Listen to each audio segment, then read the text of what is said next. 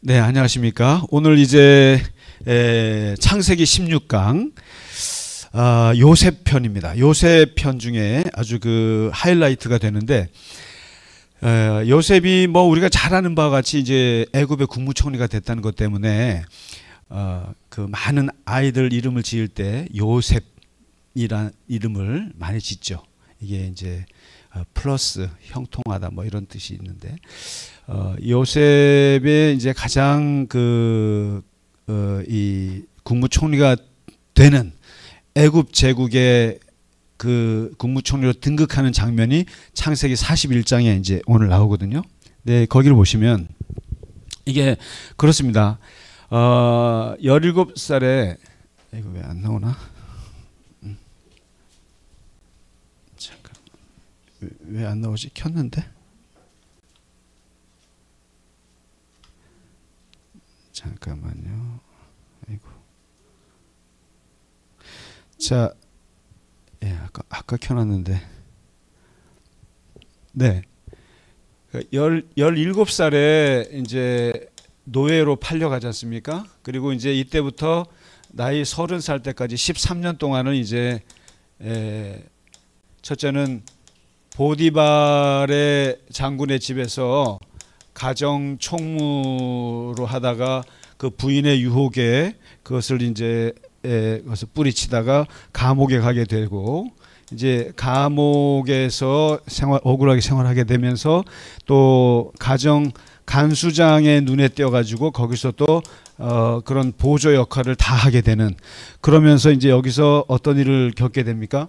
그 바로 왕의 술 맡은 관원과 떡 맡은 관원이 들어와 가지고 꿈을 꿨는데 그 꿈을 해몽해 주잖아요.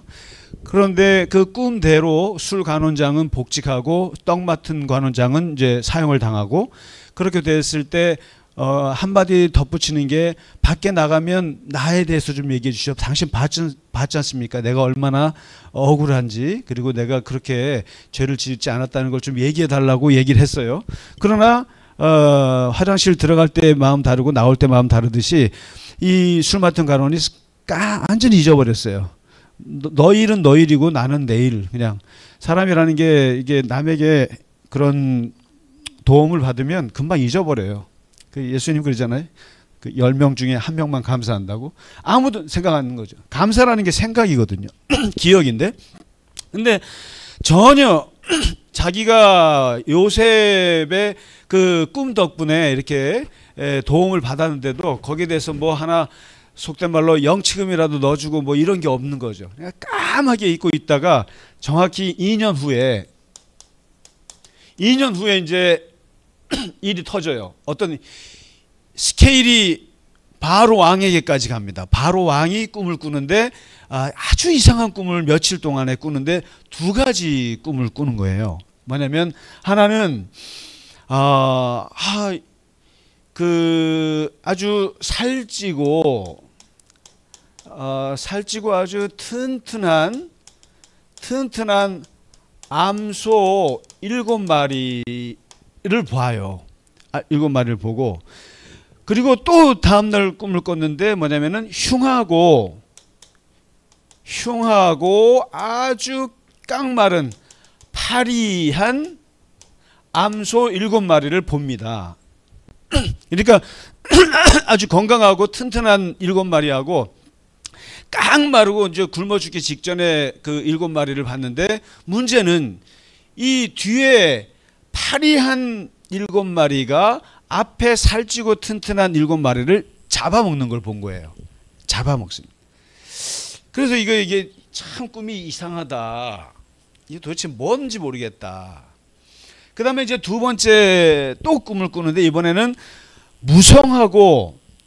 아주 무성하고 그 충실한 이삭 7개를 봐요. 그러니까 아주 그 줄기가 이렇게 아주 그냥 식물이 아주 그냥 무성하고 충실한 그런 7개 쫙 보는데, 그 다음에 또 가늘고 아주 말라 비틀어진 이삭 7개를 봐요.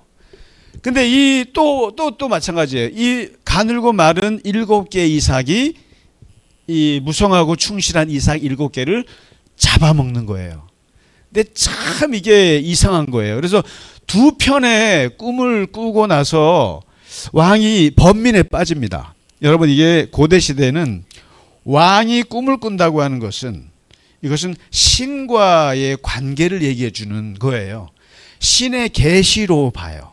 신이 뭔가 계시를 주는데 얘가 알아먹지를 못하는 거예요. 문제는 이거를, 이 꿈을 분명히 뭔가 이 시대에 대한, 뭔가 자기 자신에 대한, 나라에 대한 신이 뭔가를 준 것 같은데 이게 뭔지를 모르겠는 거예요. 이것 때문에 너무너무 머리가 아파서 괴로워하다가 이집트 최고의 해몽가들을, 점성술사들, 마법사들을 다 모아놓고 꿈을 해몽을 시킵니다. 근데 얘네들이 이게 꿈을 해석을 못하는 거예요. 튼튼한 암소 7마리, 파리한 암소 7마리가 얘가 왜 얘를 또 잡아먹고, 누가 봐도 튼튼하게 잡아먹을 것 같은데 이게 파리한 게 잡아먹으니 이거 신기하죠. 그다음에 뭐 무성한 가지가 왜, 이런 가지가 왜 마른 가지에게 막 잡아먹히고, 이게 도대체 어떻게 해석을 할 수가 없는 거예요. 그러면서 너무너무 괴로워할 때, 이때 바로 술 관원장이 옆에 있다가 술을 따르다가 퍼뜩 생각난 거예요. 2년 전 자기의 꿈을 해석해 준 저 히브리에서 온 죄수 청년 하나가 기억난 거예요. 그래서 술 관원장이 바로왕이 말하죠. 황제 폐하, 바로요, 제가 기억이 났습니다. 제가 2년 전에 이래 했을 때 제 꿈을 아주 용하게 해석해 준 히브리 청년이 있었는데 걔를 한번 데려와 보시는 게 어떨까요? 근데요, 애굽 제국에서 뭐가 아쉬워서 저 시골 저 이방에서 온, 그것도 노예에다가 심지어는 죄수를 데리고 오겠어요? 그런데 이미 왕은 너무너무 번민스러운 거예요. 그리고 누구도 해석 못하니까 마치 지푸라기라도 잡을 심산에 데리고 와봐라, 그러면 데리고 와라, 들어보자 해서 이제 드디어 감옥에서 바로왕 앞에 씁니다. 수염 깎고 옷 갈아입고 왕을 아련해야 되니까 그렇게 해서 왕 앞에 딱 섰는데, 이제 이때 나이 30입니다. 30인데 이때 바로가 요셉에게 묻죠. 네가, 내가 이런 꿈을 꾸었는데 해몽할 수 있겠느냐? 그러니까 요셉이 뭐라고 답하냐면, 첫 번째 이 대답을 잘 보세요. 쭉 내려가면서 하는데, 내가 아니라 하나님이 바로 당신에게 편안한 답을 주시릴 것이다. 내가 아니라 하나님이 얘기해 주실 것이다. 아주 일단 모든 걸 하나님께, 제가 그랬잖아요. 요셉에게는 하나님 우선 의식이 있다고요. 하나님 우선 의식이 있는데 하나님이 대답을 하실 것이다. 내가 해몽하는 것이 아니다. 해석은 하나님이 하시는 것이다. 그리고 이제 두 번째, 말해보라. 그랬더니 이제 쭉 얘기하는 거예요. 암소 7마리 어쩌고 이삭 7개가 어쩌고, 쭉 얘기를 하니까 여기서 이제 얘기하는 겁니다. 해석에 들어가는데, 당신의 꿈은 2가지 꿈을 꾸었는데 이 사실은 당신의 꿈은 하나라. 당신의 꿈은 하나의 메시지를 말하고 있다. 하나의 메시지다. 많은 점성술사들과 많은 해몽가들이, 이집트 해몽가들이 실수한 게 뭐냐면은 암소 얘기 따로, 이거 얘기 따로인 줄 알았던 거예요. 따로따로 이야기들을 해석하려 하니까 이게 일관성이 없고 뭔지를 모르겠는 거예요. 그런데 이걸 딱 듣더니 요셉은 한 가지입니다. 이야기는 여러 가지로 보이지만 한 가지입니다. 마치 자기가 옛날에 어렸을 때 해와 달과 별이 이렇게 하는 거 있죠. 그 꿈하고 볕단들 11가지가 하는 거, 그것도 뭐예요? 하나죠. 내용은 볕단이고 하나는 별들, 소재는 다르지만 메시지는 하나죠. 우리 가족들이 나에게 절할 거다라는 거죠. 이것도 마찬가지입니다. 내용은 암소 얘기고 이삭 얘기지만 한 얘기입니다. 무슨 얘기냐? 아름답고 살찐 7 암소는 7년 풍년입니다. 7년의 풍년을 얘기하는 겁니다. 7년 동안. 7이라고 하는 것은 완전한 숫자예요. 그래서 7년 동안 풍년입니다. 그러면 흉하고 파리한 7암소는 뭡니까? 그거는 그 뒤에 올 7년간의 흉년입니다. 마찬가지입니다. 튼튼하고 풍성한 이삭 7년의 풍년입니다. 뒤에 깡마른 이삭 7개, 그건 그 뒤에 올 흉년 7년입니다. 똑같은 얘기입니다. 똑같은 얘기고, 이제 그리고 뒤에 암소가 앞에 암소를 잡아먹고 뒤에 이삭이 앞에 이삭을 잡아먹은 건 뭡니까? 앞에 풍년이 아무리 7년 동안 많은 곡식이 풍년이 들었다 할지라도 뒤에 흉년이 오는데 이 흉년이 너무 심해서 앞에 풍년을 기억하지 못한다는 뜻입니다. 앞에 우리가 잘 살았다고 하는 역사는 기억조차 하지 못할 정도로 뒤의 역사가 너무너무 흉흉합니다. 이걸 얘기하는 겁니다 라고 딱 해석을 해줘요. 그러니까 바로가 뿅 가죠. 이 해석을 이렇게 정확하게 해주니까 한 얘기입니다. 7년 풍년 7년 흉년입니다. 이 나라에 그런 흉년과 풍년이 올 겁니다. 14년 동안의 일을 얘기해 주는 거예요. 해석해 주니까 여기다가 이제 요셉의 대단한 게 뭐냐면 해석만 해주는 게 아니에요. 해석만 해주는 게 아니라 이제 여기 보면 이제 세 번째 해석을 해줬잖아요. 해석을 해준 다음에 여기서 이 바로의 마음을 확 잡았던 건 바로 그거예요. 바로 제안을 합니다. 정책 대안을 제시해줘요. 그러면 어찌할 거냐. 7년 풍년 됐다가 그 다음에 7년 흉년이 되면 중요한 건 뭐예요? 흉년이잖아요.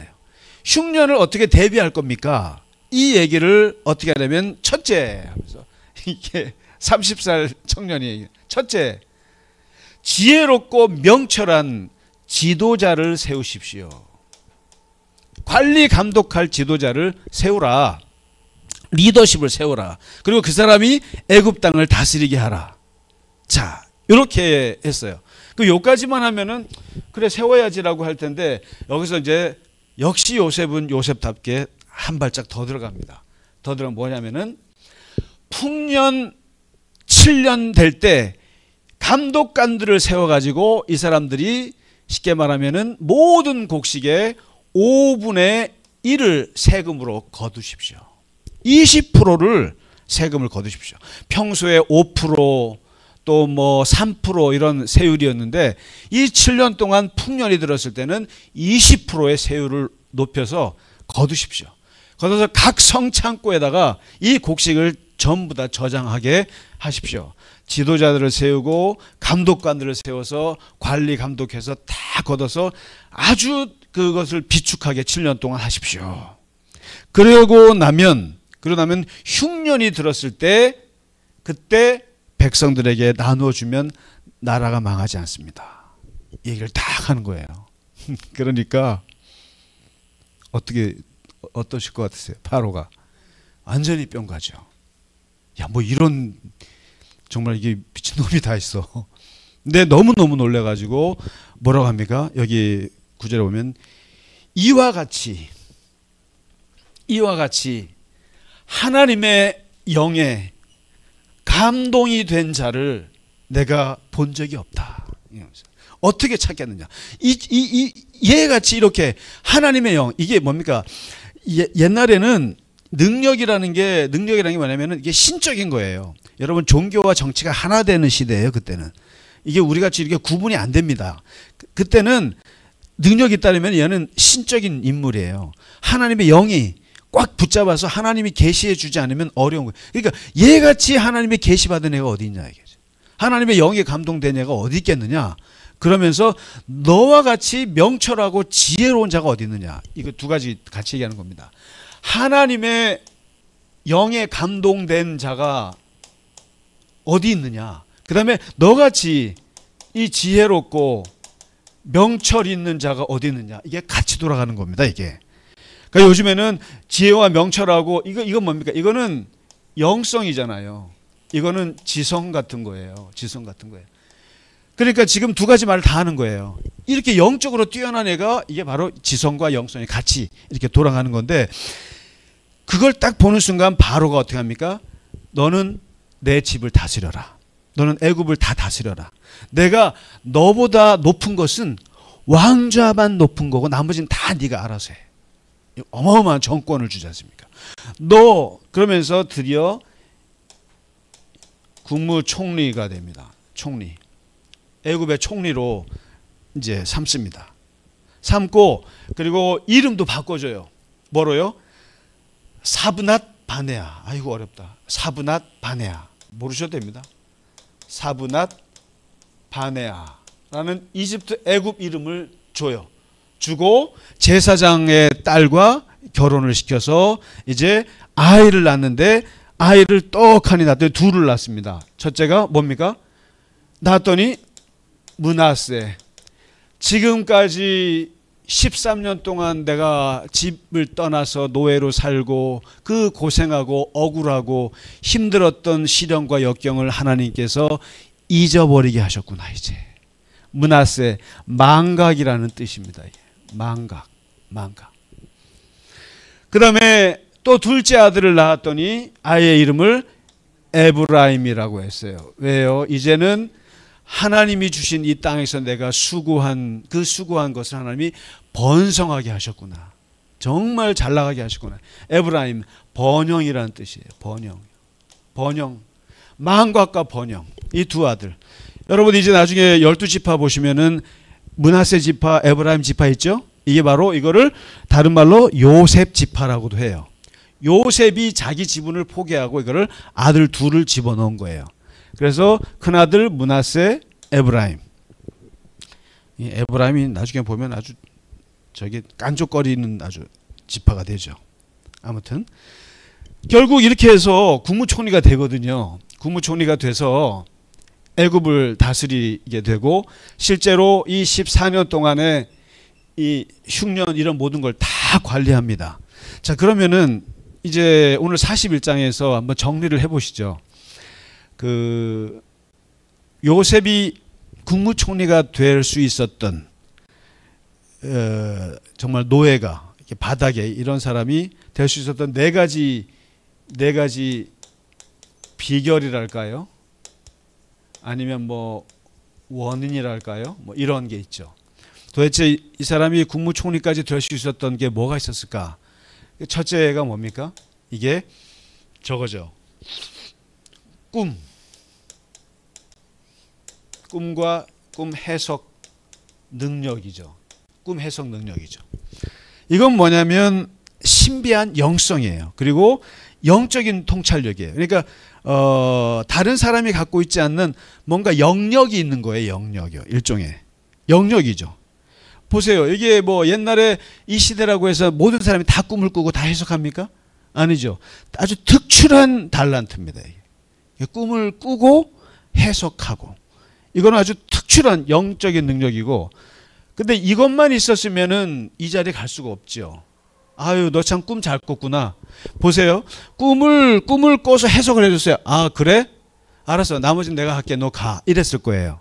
근데 국무총리가 되기까지는 뭐예요? 두 번째 조건이 있었던 거죠. 그게 뭡니까? 일머리 능력이죠, 뭐.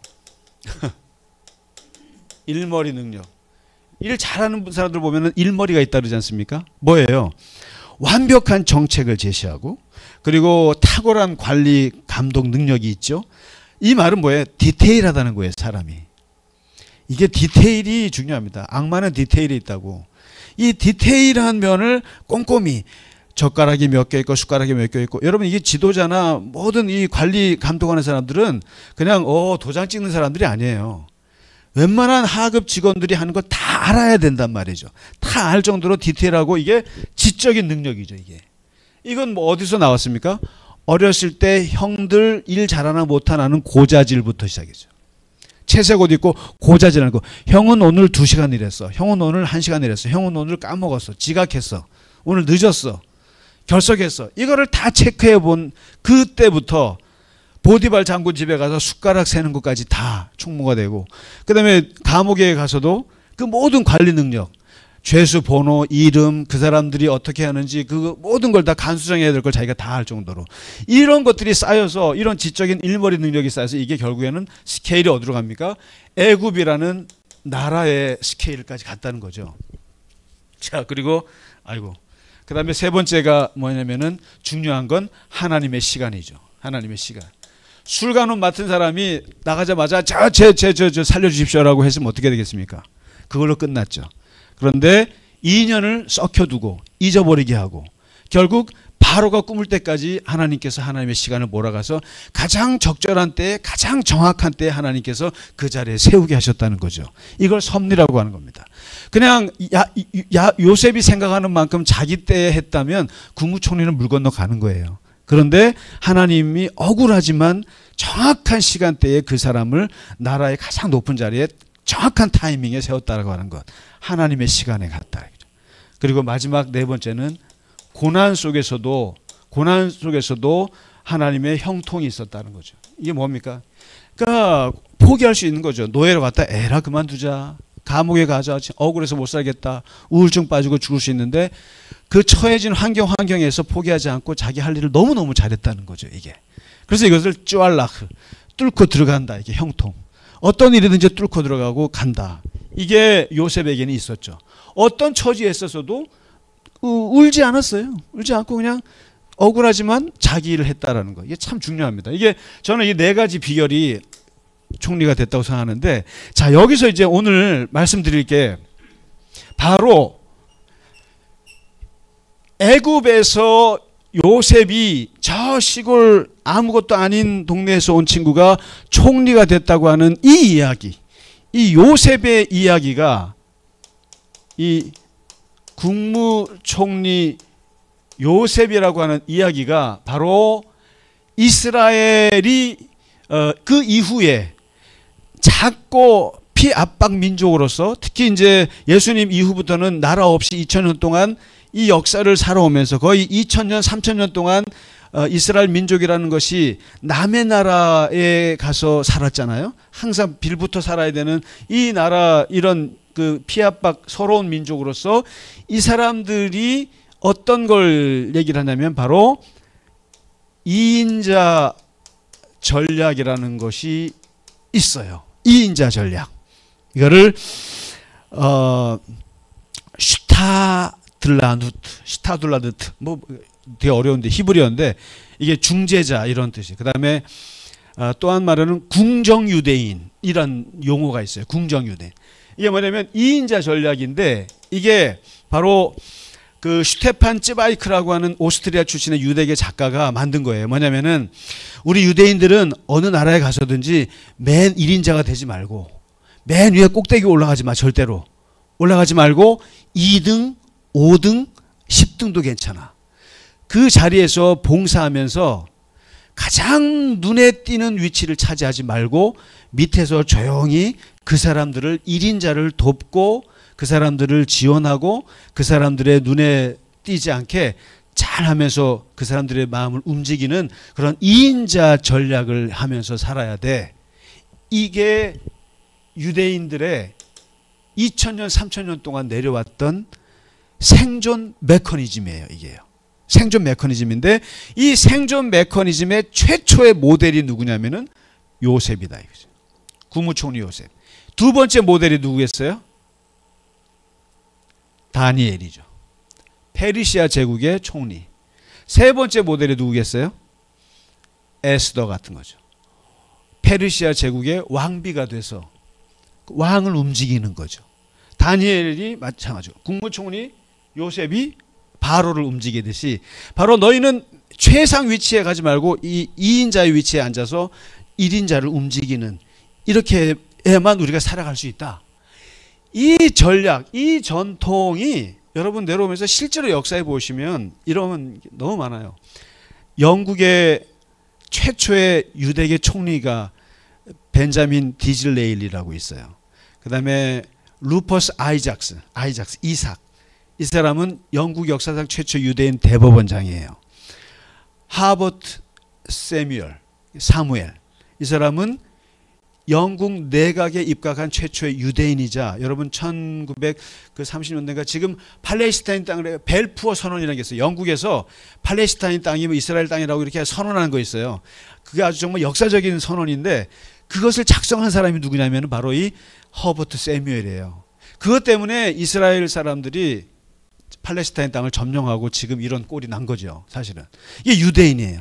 그러니까 이런 뭐 프랑스에도 뭐 레옹 블룸이라고 하는 총리가 있었죠. 그다음에 뭐 피에르 망데스 프랑스 뭐 프랑스 총리였고 그 독일에서도 이제 그 외무장관 발터 라테나우라고 있었고 그리고 뭐 러시아에도 예브게니 프리마코프 그리고 또 세르게이 키리엔코 이게 들어보셨는지 모르겠어요. 이런 사람들이 러시아 총리를 했어요. 유대인이에요.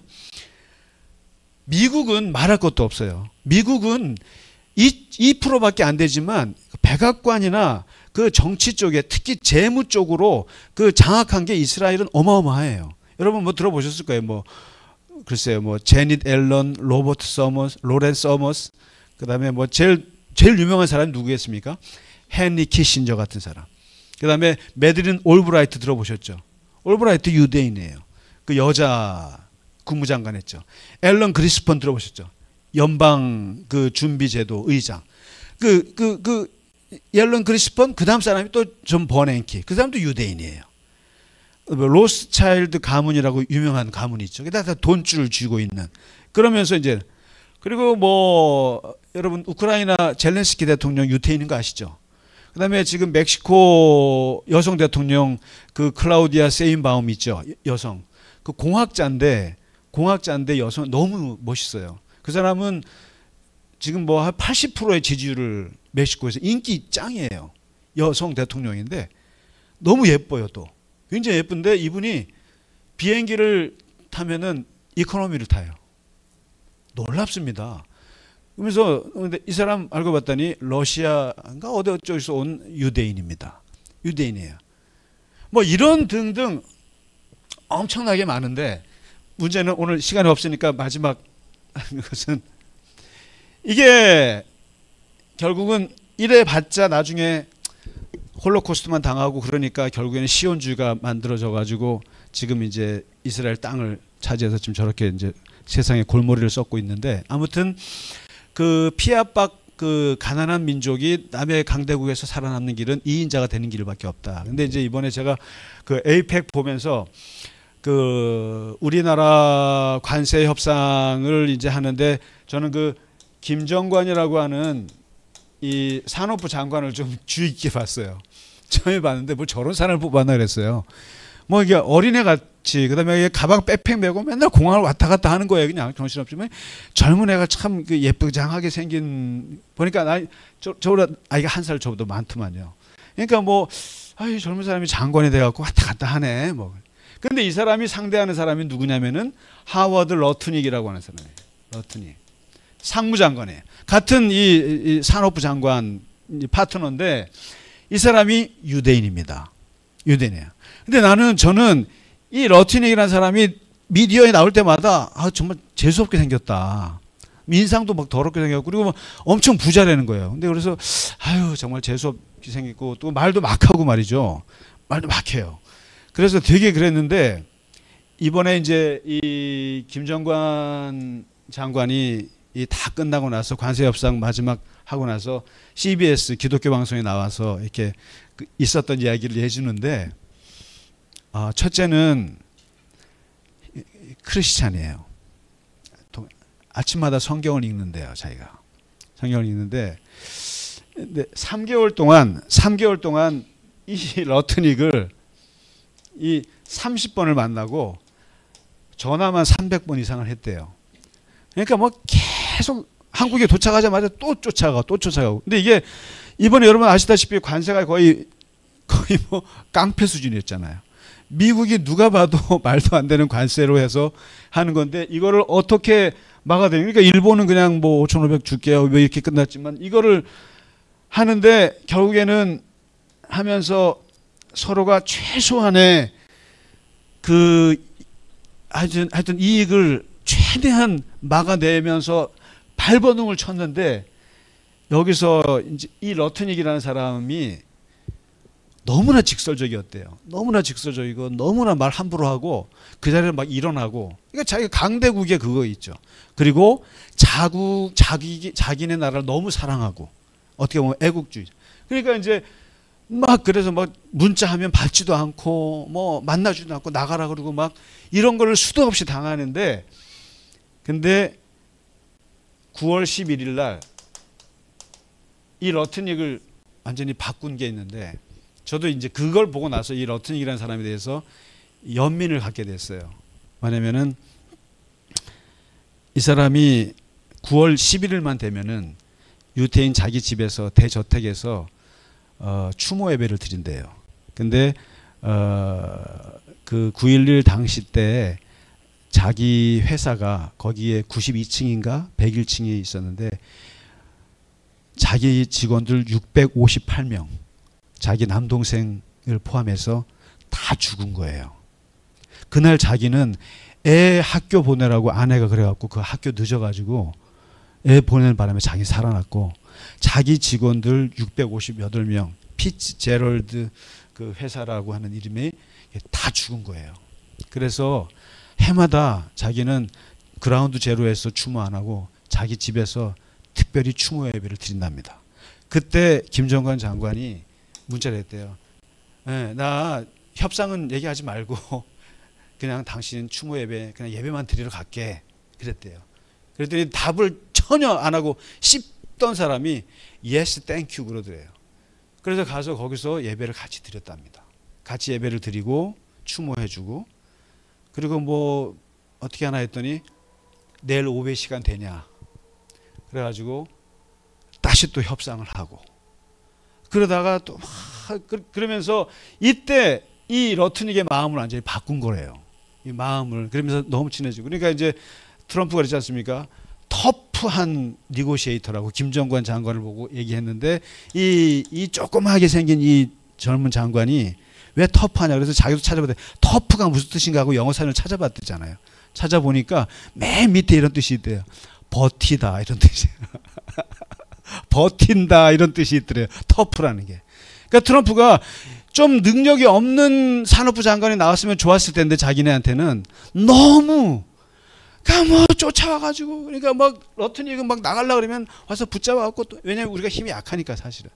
그러니까 이게 서로 막 그러면서도 이게 참 제가 그 얘기를 들으면 아유. 근데 이게 에이펙 될 때까지도 아무것도 이게 이제 서로가 양보를 안 하니까 우리나라는 그 이름을 우리나라 망합니다. 막 우리 배수진 치고 거기서는 현금 내나 이런 상황에서 계속, 그러니까 에이펙은 오고, 근데 사람들은 전 세계 사람들은 보는데 이거 타협도 못하고 그러니까 그냥 그날 타협되는 날 아침 7시에 아침에 성경을 읽었대요. 자기가 로마서 10장 11절을 읽었대요. 11절을 읽었는데 그 내용이 뭐냐면은 그를 믿는 자는 부끄러움을 당하지 아니하리라. 이런 말씀 구절을 보고 하나님을 믿는 자는 부끄러움을 당하지 아니하리라. 이런 말씀을 읽고 문자를 했답니다.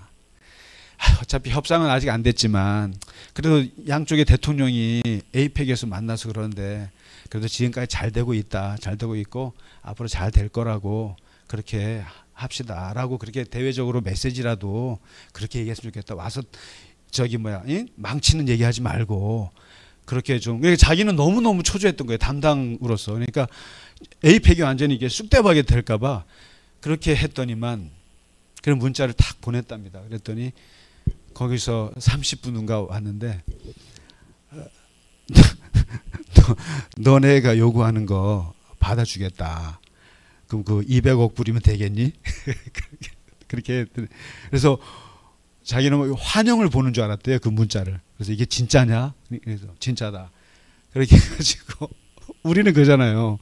3,500불을 10년 동안 조금씩 줄게 이렇게 해서 아유 제가 봐도 참 이게 그런데 말도 안 되는 협상이긴 한데 그렇게 해서라도 이렇게 해서 그때 할 때 그때 이분이 아침에 성경 말씀 읽고 그래서 이게 하나님의 도우심이 아닌가 자기는 그렇게 생각한다고 그러면서 정말 온 국민들과 하나님이 도우셔서 그래도 이렇게 막아낸 것 같다고 이제 하면서 그렇게 겸손하게 얘기를 하더라고요. 근데 그 상대편의 이 러트닉이라는 사람도 그렇고 우리나라의 이 김정관이라고 하는 산업부 장관도 그렇고 참 각자의 나라의 이익을 위해서 정말 발버둥을 치는 이 모습이 아유 그래 참 어떻게 보면 애잔하기도 하고 그런데 오늘 바로 이 요셉이라고 하는 이 요셉이 한 나라의 국무총리가 됐다고 하는 것, 2인자가 됐다고 하는 것은 그 나라의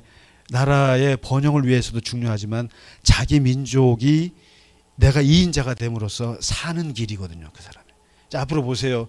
그 자기 가족들을 다 살리지 않습니까? 그게 이 유대인들이 살아나는 길인데 바로 이제 그런 모습입니다. 그래서 이 2인자 전략의 시작이 바로 요셉이었다라고 하는 것을 오늘 말씀드리고 오늘 또 30분 넘어서 죄송합니다. 자, 오늘 마치도록 하겠습니다. 감사합니다. 감사합니다.